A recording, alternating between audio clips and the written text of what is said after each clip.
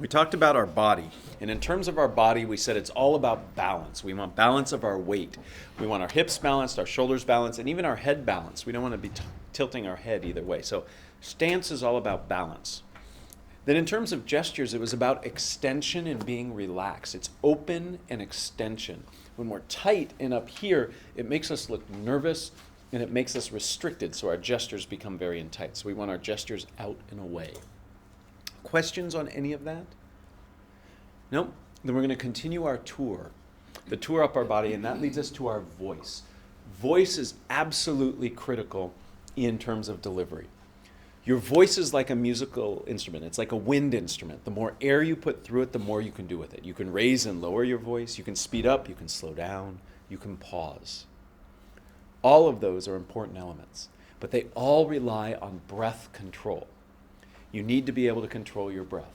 Where do most nervous speakers breathe from when they get nervous? Where does their breath come from?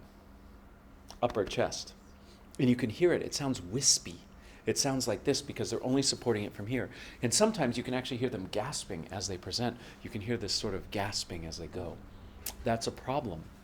We need to support our breath from our lower abdomen. So the very first thing we need to do is we need to get used to deep breathing.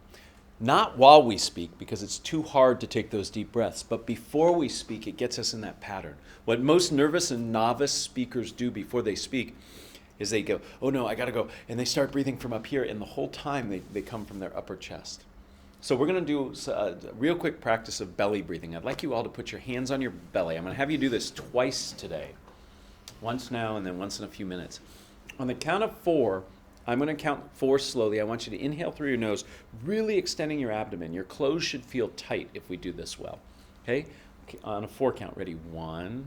Inhaling. 2, 3, 4. Really extended.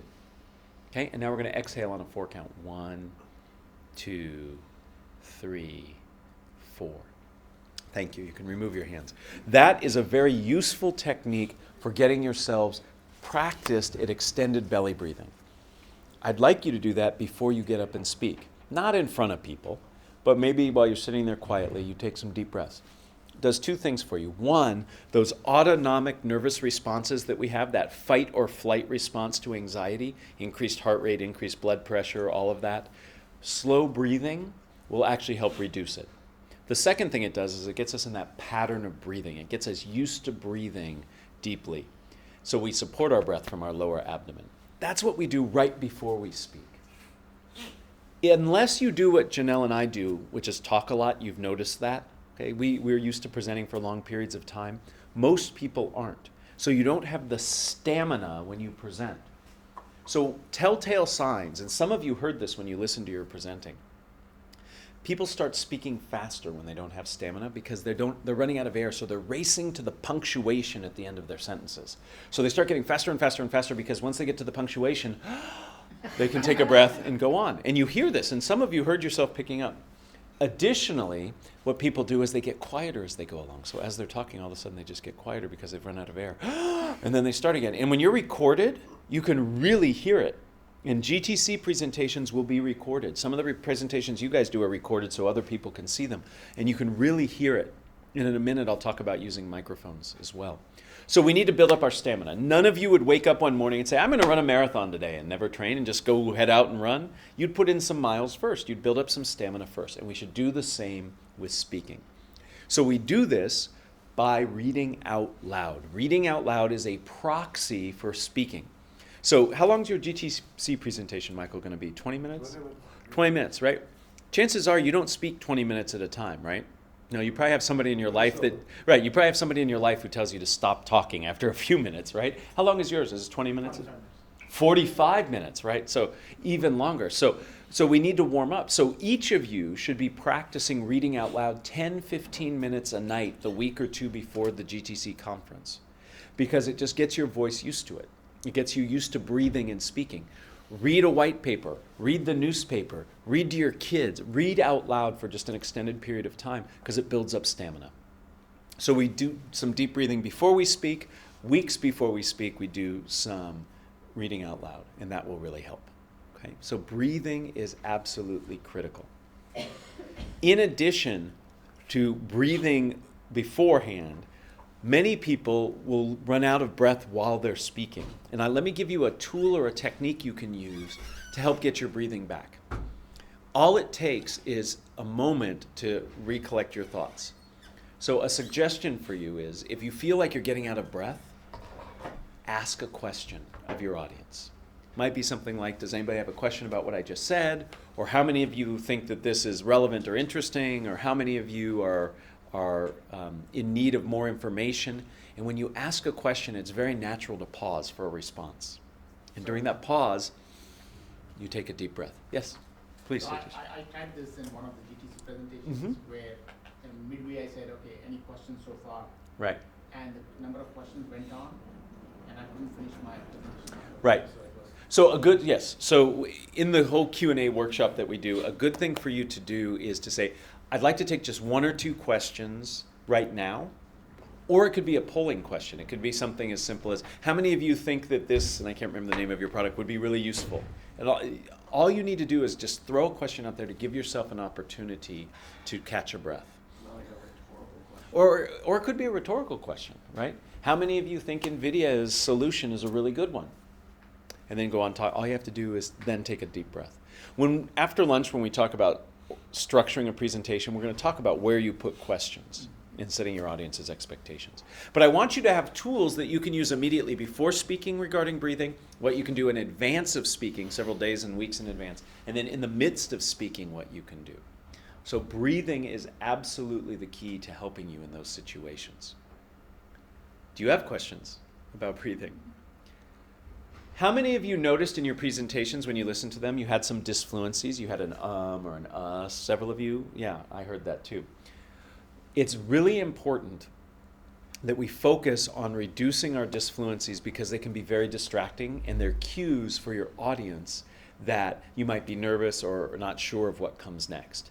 Now, none of you plan ums. I bet you none of you said, well, in my next 2 minutes, I want to say 5 ums, right? None of you plan that.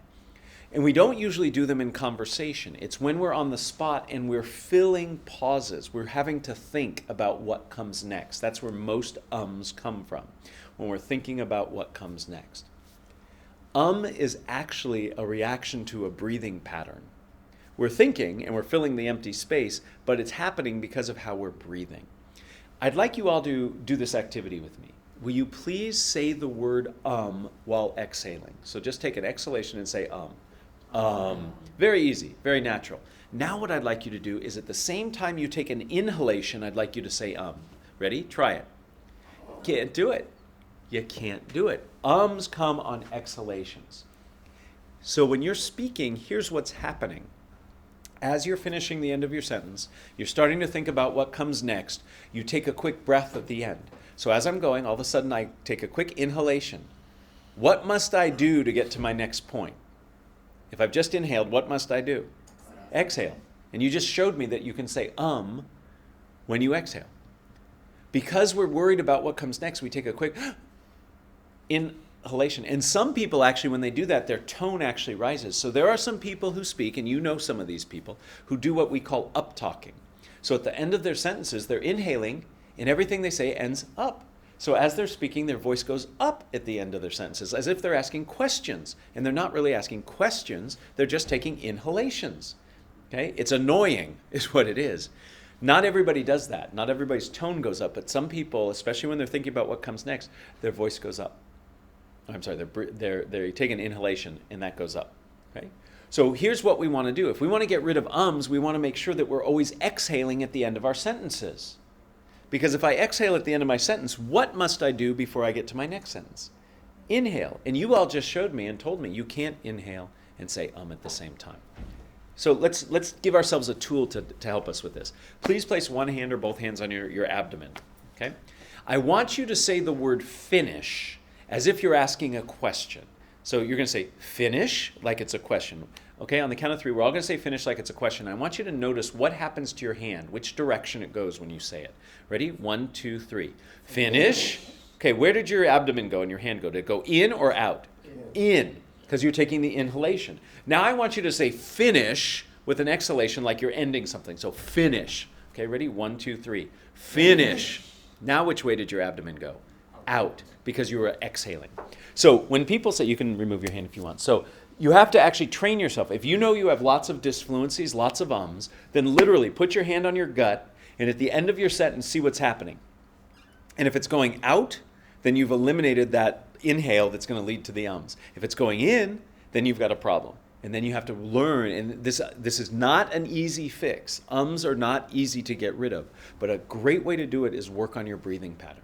So if you know you say a lot, really work on finishing your thoughts and then moving on. How about just speak faster? To get rid of it? Yeah. What do you think? What do you think? You think so? Two things to my comment. One, speaking fast is not helpful to your audience because it's hard for them to pay attention. Second, I know people who can insert ums really fast, right? So you just get more of them faster, right? So unfortunately, I know of no good shortcut, okay, to get rid of disfluencies. Faster is not better in this case. Okay? So we need to be very cognizant, very aware of our breathing and what we're doing with it. Now, I'd like to spend a few minutes just talking about voice in general, because a few of you in here have quiet voices, and that's not a bad thing. That's just who you are. You're nice and polite. You're not loud and boisterous like I am, and you probably aren't called rude and obnoxious as frequently as I am. But when you're speaking, you need to have a voice that's clear. So I have a silly activity. We don't always do this activity, but I think for us this will be a good thing. I'm about to show you 10 sentences. They're phrases. Some are long, some are short. These sentences make no sense. They are nonsensical, right? They're just different words put together. But what they do is they have you, at the end of these 10 phrases, you will say every sound in the English language. So it is a way of warming up. You know how a singer might say the scales? They might sing the scales, la, la, la, la, la, la. You know, I'm not a good singer. We as speakers should warm up our voices and practice saying different sounds so we don't get tongue-tied, so things flow out. Plus, it gives us an opportunity to really practice our enunciation and pronouncing things. So you've already said a silly tongue twister with me earlier today. Satish, you missed out, but we'll catch you up on it. It's all about slitting sheets and not saying a naughty word. But I'm going to show you these, and we're going to practice it responsively. I'll say it, then you'll say it. And while it sounds a little silly, it's actually warming us up. And I want you to practice saying these in a clear way. So let's get prepared for these 10 sentences. Okay. So you'll repeat these after me, all right? One hen. One hen. Two ducks. Two ducks. Three squawking geese. Three squawking geese. Four limerick oysters. Four limerick oysters. Five corpulent porpoises. Five corpulent porpoises. Six pair of Don Alversa's tweezers. Six pair of Don Alversa's tweezers. 7,000 warriors in full battle array. 7,000 warriors in full battle array. 8 brass monkeys from the ancient sacred crypts of Egypt. 8 brass monkeys from the ancient sacred crypts of Egypt. You guys are doing a great job. I really want you to pay attention to your breathing on these last two. There are lots of syllables, so pay attention to your breathing. 9 sympathetic, apathetic, diabetic old men on roller skates with a defined propensity towards procrastination and sloth. 9 sympathetic, apathetic, diabetic old men on roller skates with defined propensity towards procrastination and sloth. Good. You feel how you're running out of air there? Yeah, that's what I mean by reading out loud. The reason I can do that without running out of air is I'm used to talking a lot out loud. That was challenging. This is worse. 10, lyrical, spherical, diabolical, denizens of the deep who halsed all around the quo, quay, and quive all at the same time. Your turn. 10 lyrical, spherical, diabolical, denizens of the deep all around the world, all at the same time. You feel that air? Yeah. So while silly sentences, what you have just said is every sound we have in the English language. So you've said the different sounds together. And that's a good way of warming up. It's a good way to warm up your voice. Secondarily, we really focused on being emphatic and saying those in a clear, concise way. finally, you saw the demonstration of breathing, how it's much easier to say shorter phrases than it is longer ones. And some of you, particularly those of you who do very technical talks, sometimes the names of the technology are long, and you have to get used to saying it. You're so used to saying things that it's very quick, but your audience might not be used to it. Added challenge is not only are some of you non-native English speakers, but some of your audiences are non-native English speakers of a different origin, right? So you really have to be careful and make sure you enunciate clearly so they understand what you're trying to say. So it's very, very important. The last thing I want to say about voice is we want to convey some emotion and passion. You are much more compelling and you are more likely to be connected if you show some passion in your voice. And the way we do that is through inflection and variation. So when my volume varies, it goes up and goes down, that shows interest. If it's flat, we call that monotone. There's no tonal variation. It's very hard to listen to somebody who's monotone for a long time. Okay? You can also vary your rate. Sometimes I speed things up. If I'm talking about how excited I am about something, I say it a little faster. I don't say, I'm really excited about my plans tonight. No, I'm really excited about my plans tonight. Now, some of us are just more naturally expressive vocally. So some of us have a broader range than others. Some are really narrow, some are wider. I challenge all of you to try to expand your range a little bit. Doesn't mean you always have to be talking this broadly, but the broader the range, the better. So how do we do that? I'm going to give you 2 tricks. The first trick is silly, but you've already seen I don't mind silly. Okay? The first trick is get a children's book or a children's poem and read it. Children's poems and books are meant to be read in an expressive way. You don't pick up a Dr. Seuss book and read it like a technical manual, right? That's not what it was intended to be. So practice read. If you have kids, it's even better. If you don't have kids, it's a little weird, but you can go ahead and try. We're practicing expanding our boundaries, okay? The second trick, if you're not comfortable reading kids' poetry or books, is to pick certain emotive words and reflect their emotion in the way you say them. So if I say I'm really excited, I can say excited in an excited way. I'm really excited versus I'm really excited. Right? So we want to reinforce the word with the way we say it. So when you say this new technology is a great opportunity, say great as if it's great. It's a great opportunity, not it's a great opportunity. Now again, you guys are giving technical talks and there's a different level of expectation, but what I know, and I have heard a lot of technical talks. Okay, I work with a lot of engineers on very technical talks.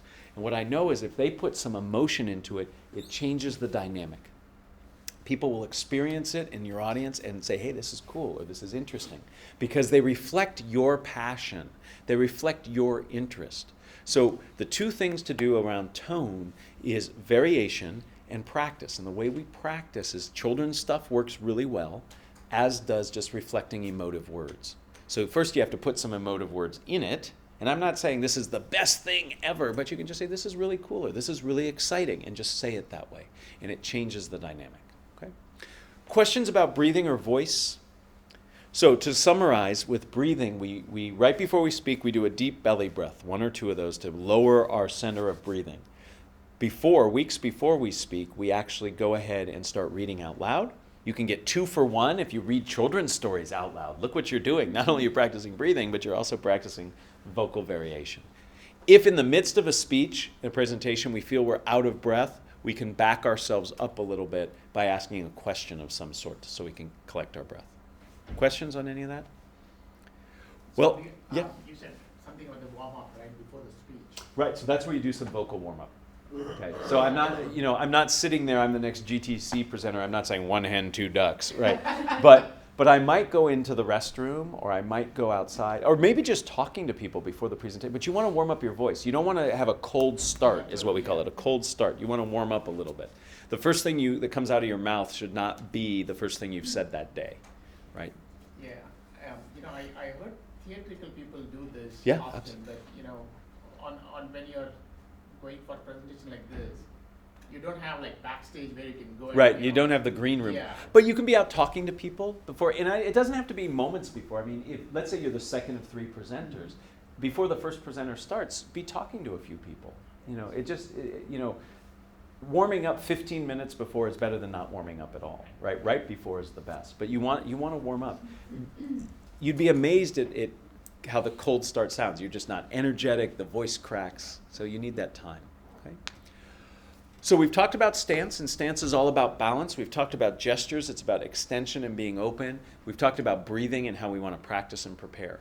The very last part of our ground-up approach has to do with our eye contact. In North American culture, we expect eye contact. We have sayings like, look me in the eye and tell me the truth. Eyes are the window to the soul. If people don't look at us, we get really, really uncomfortable and we don't think they know what they're talking about. So Janelle's going to come up and talk us through expectations around eye contact, and she's got an activity that is really fun but really hard, but it really teaches us how to keep our eyes focused, okay? So I'm curious to ask if you've had, maybe growing up or in grade school or something, you might have had a teacher give you some like tips around where to focus your eyes during a presentation. You remember what maybe a good intentioned teacher said? I had one that said, find a place on the wall in the back of the room and stare at it. Right? I had a teacher tell me that. And then I had another teacher tell me, look above people's heads. They won't know you're not looking at them. And this is actually very hard for me to do, but I'm trying to do it. Can you tell I'm not looking at you? It's weird, isn't it? I'm just looking above your head. So those two things don't work, and you've probably heard some other bad advice. We're going to do an exercise in a minute that makes your eye contact very intentional, so that you have the connection with your audience, which is so important. So when I was going through gestures, one of the things that I said is you have two neutral positions or two go-to positions, right? One is here and one is here, but you're not going to present your whole talk in these two places. That would be weird. What I'm about to show you is a really great tip for certain places in your talk, not the whole time.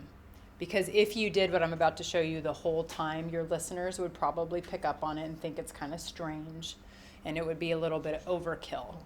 But there are particular places in your presentation where it might be really important to lock in with somebody. Maybe it's during your ask, and you have to look at that decision maker and ask for the request. That would be a really good place to land on them with your idea and focus on that person. Or it might be your value statement, value proposition, and you really want to underscore the benefits of your product or something. You might hone in on just one person and deliver that idea to them. Or maybe it's your core message of your talk. So what we want to do is let one idea or one sentence land on one person at a time before we move on to somebody else and connect with them for one idea at a time. The benefit to you is that it slows you down. It helps you breathe, which is what Matt just talked about, because when you deliver one idea with one person, you really let it land on them. You're going to take an inhale before you move on to the next person to deliver one idea to that person. We naturally want to have breaks in our eye contact, because if I just stare somebody down the whole time, right, isn't that going to create a really awkward feeling for both of us, right? So this is only beneficial if you use it in kind of strategic places in your talk. So we're going to use a really simple topic, okay? The topic is my ideal Saturday, your perfect Saturday. And I'm going to demonstrate for you what you're about to do. This sounds much easier than it is. And it feels contrived, but like I said, with any new muscle memory that you're building, it feels really forced at first, and then eventually it will become a natural thing to do. Okay, so I'm going to try it with you. Now, what I want you to pay attention to while I do this is I'm going to let my idea land on one person. When I'm done with that, I'm going to inhale.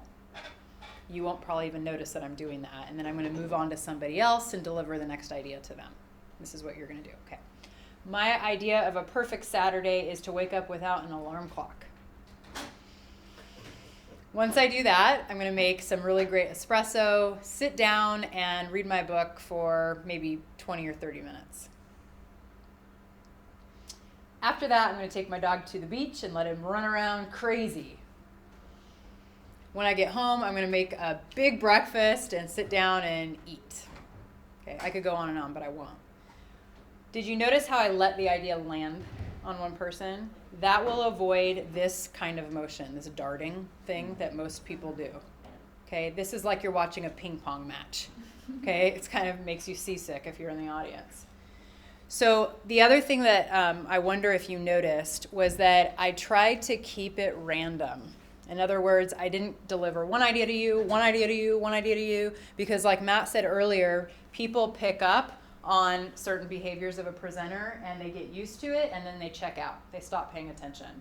So to keep, it's called pattern disruption, to keep things different and changing and moving, I would want to keep eye contact random. I might look over here and then I might visit this side of the audience, but I'm not going to go in some methodical sort of order. That doesn't work so well. So here's what we're going to do. We're going to split into 2 groups. I think that will work well. So we'll have, right, Matt, you want to do that? So 1, 2, 3, how about 4 and 3? So 4 and 3. Fine. Does that work? Yep. And Matt's going to take one group. I'll take the group of 3, the smaller group. And we're going to have you do the exercise I just showed you with each other. Are we going to split up into different rooms? I guess we don't. No, have we that can just, you available. guys can Okay. cluster over there. So if you guys want to like swing your chairs over All right, here, so we're let's gonna go form a little over here. circle right here. You can just grab a chair. We're going to sit in a And you can circle. stop this, Karen.